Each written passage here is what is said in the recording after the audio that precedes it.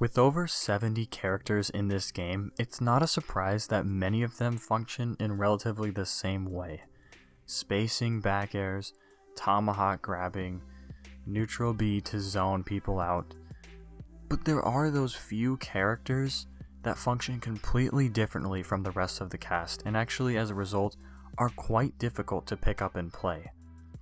These are my top 5 picks for the hardest characters to play in Smash Ultimate. Coming in at number 5 is Shulk. Now I know a lot of people thought that Shulk was like the hardest character to play in the game because of his Monado arts, and I still don't think he's the hardest to play because in a lot of ways he functions like a traditional sword character, having massive hitboxes to box people out, pretty much just space aerials and win neutral.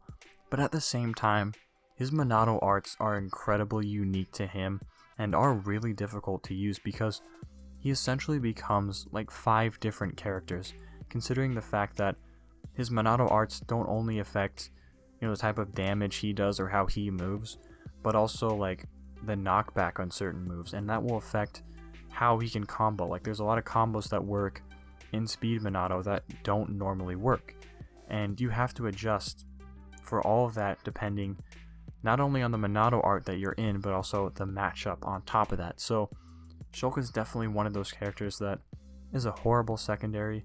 You really need to go balls in with Shulk if you want to play him and really understand how to use all those arts and how they affect different matchups.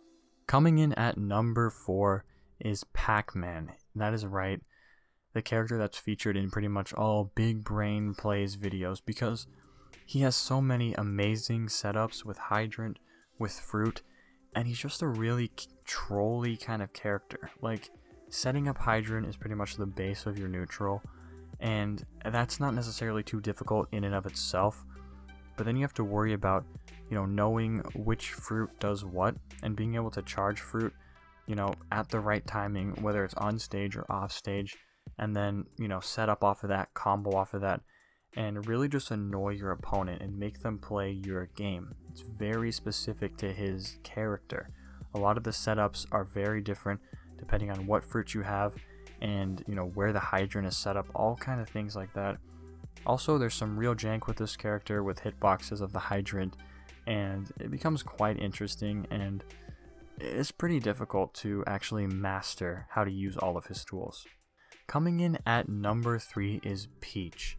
Now Peach, most people probably already know this, but Peach has some of the best combos in the game, and they're very tight windows, a lot of them. They're very hard to set up because Peach is kind of a slow character anyways, so you really have to be careful with how you microspace, how you set up your combos off of down tilt, off of, up airs, off of grabs, whatever you're doing.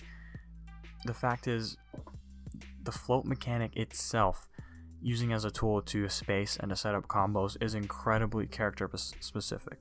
No character in the game has a mechanic like float, and it's pretty much the core of your game plan because you need to find a way to get in on your opponent to start those combos when you're really not the fastest character on the ground or in the air, right? Swords beat you out, a lot of other hitboxes can beat you out, so you have to be really smart. Now, while a lot of people think this character is like top 3 in the game, I don't know. I mean, I think she's like top 10 for sure, probably even top 5, but I honestly think, players like Samsora actually kind of carry this character because she's actually ridiculously hard to play and doesn't have the greatest matchups ever, so I don't know, that's just my opinion, but you really need to go all in with this character, learn how to float, learn how and when to approach and how to start combos effectively, and it's very tough. Coming in at number 2 is Snake. Now, I know a lot of people are probably going to hate this pick because Snake kind of gets a bad rap as a camper, as someone who runs away. A lot of people think Snake is really boring to play or to play against or to watch. But I love Snake. I love this character. I've been playing him a lot more. And you realize that, this character is so big brain. There is so much to think about when you're playing him because he doesn't function like a normal character at all. His aerials kind of suck. They all have a purpose. but you can't just run in willy-nilly and, you know, space fair, space bear. They're extremely slow. All of his moves have a ton of end lag, or at least all of his aerials, and pretty much everything revolves around how you use grenades. Like, watch a player like Shogun. It's absolutely ridiculous the amount of grenade management that you need to play this character, that you pretty much need 2 grenades on stage at all times, and you have to be aware of what their fuse is, like when they're going to go off, and also where your opponent is relative to that, and just being able to drop grenades to pick them up. I mean, there's about like 8 different ways you can throw grenades, like including shield dropping them, you know, lobbing them, throwing them hard, whatever.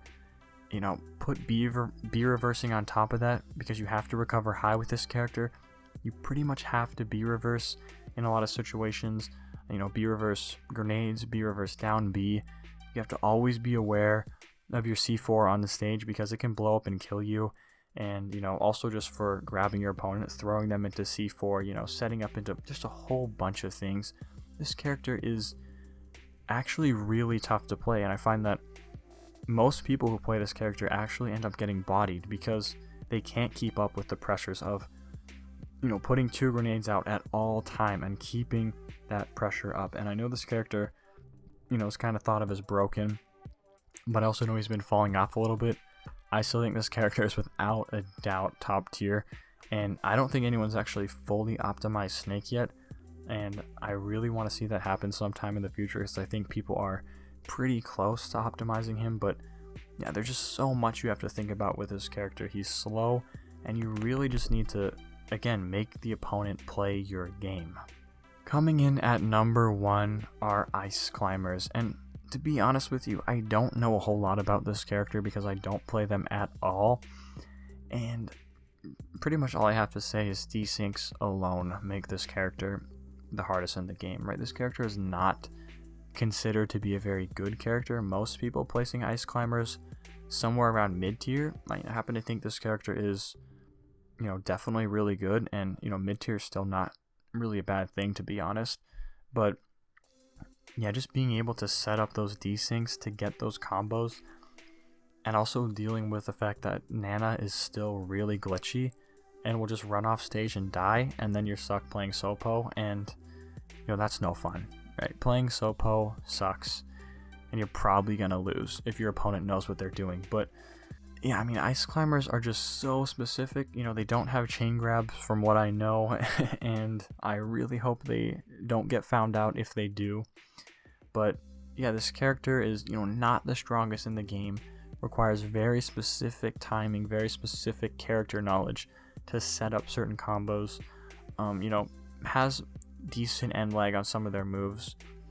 So really, for like a noob picking up this character, like the few times I have played them, I pretty much just side B, because side B has like no end lag and is pretty much broken.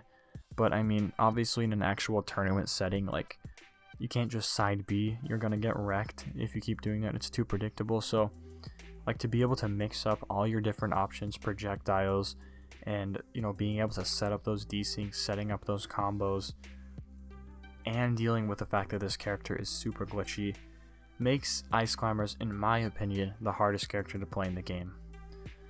Let me know what you think of this video, guys. It was pretty difficult to pick just 5 characters because there are plenty of very difficult characters to play in this game. Let me know what you think. What are your top 5 hardest characters in the game? Till next time, guys. Peace.